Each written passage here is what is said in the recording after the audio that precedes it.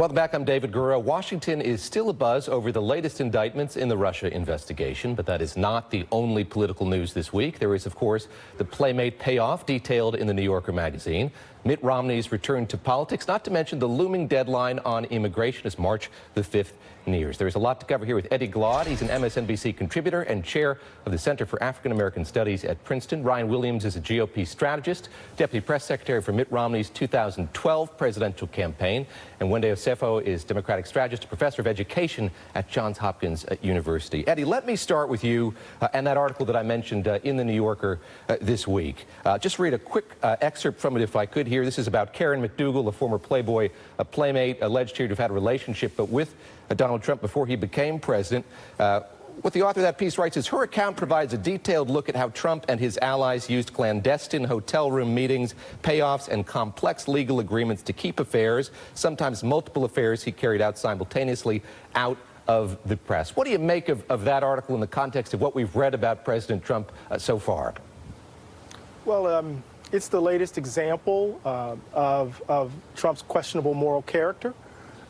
We've always known, I think the American voter has always realized that Trump was not a paragon of virtue. And so the question that we have to ask ourselves is what follows from this, right? What follows from this revelation? Is there evidence that he's not a paragon of virtue? Is it a question of, with regards, for example, to the Stormy Daniels situation? Is it a John Edwards situation? Did he pay her off with campaign money?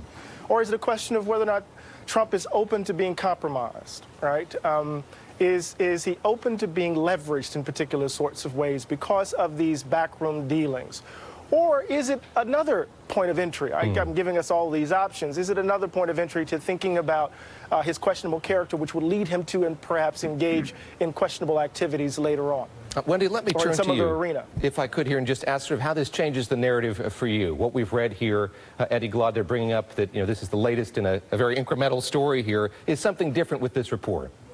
Absolutely. A lot of people are hanging on to the salacious nature of this, saying, this is a porn star. But it's all about whether the president of the United States can be leveraged or compromised. Furthermore, we have to look at the other people who have come forth and said that Trump has engaged in not so courteous, if I could be honest, behavior with them. And that's the issue here, is that the president of the United States continues to have week after week women coming out of the woodwork saying that not only has he engaged in behavior that we would not think is becoming of the United States president, but also that he could potentially have paid them off. So now I think it's incumbent upon the DOJ to see whether this rises to the same level of Edwards, and to see, this money was paid a month before the campaign. So what's this done as a quid pro quo? If so, we're in a whole nother avenue.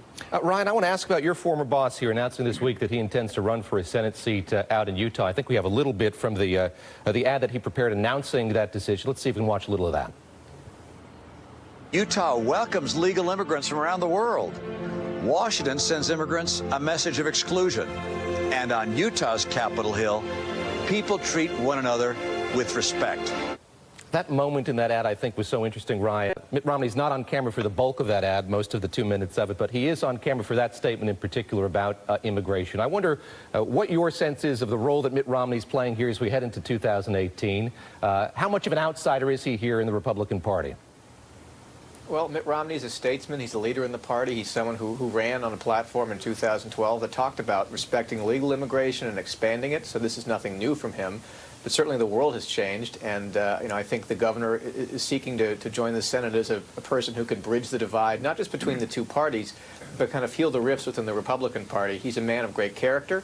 He's someone who, as governor of Massachusetts, had to work with Democrats to get anything done, and I think he's going to try to at least be a unifying voice in the Senate if he's elected in November, which I expect he will be. Eddie, I characterize him there as perhaps an outsider. What's the difference there between being an outsider and being out of step when you look at how he might fit into the Republican Party, how much influence he might have in the Republican Party today? Well, I mean, that's a great question, David. You have to see this is Trump's Republican Party. It's not the Republican Party that Mitt Romney led in 2012. We have to see whether or not, Utah is a very interesting space. It's the site of a kind of Republican resistance, is ground zero for a kind of Republican resistance to Trumpism. But if he is elected, he has to go into the Senate. And what we do know is that Mitch McConnell and Republican senators are in lockstep with Trump's agenda. And so we have to wait and see. How will Mitt Romney establish his voice? What kind of voice will he have, or will he follow the party line? And that is not the party of the Republican Party, that is Trump's party. Will he follow Trump's line? Wendy, very quickly here, sticking with immigration, we were promised a great debate this week in the Senate.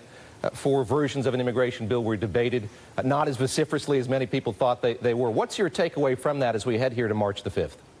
My takeaway is that both sides right now are losing, to be quite honest. I find it very disgusting that we have a president who came in and said, you know, we don't want you to vote for the certain bill that was actually popular amongst the Senate and saying that was catastrophic. But then the bill in which he pushed forth, which is the Grassley bill, only got 39% of the vote. So we have to start asking ourselves, what are we really doing here? And what's really important is we have 700,000 DACA recipients whose lives are being used as a political football. We have to step out of the realm of politicizing issues like this and start saying, what are we going to do for comprehensive immigration reform? And right now, I don't think that immigration reform will happen in 2018 because of the midterms, but it's definitely something that needs to happen in 2019. And David, if I could say something really quickly, I think that we need to stop coupling issues. That's where we fall out of line. We start to package everything together, but we need to just vote on one thing. Let's vote on DACA, then we can address border security. Let's not package things together, because that's where the issue is. All right, thanks to all of you. Wendy Osefo, thanks to you, Ryan Williams, Eddie Glaude as well.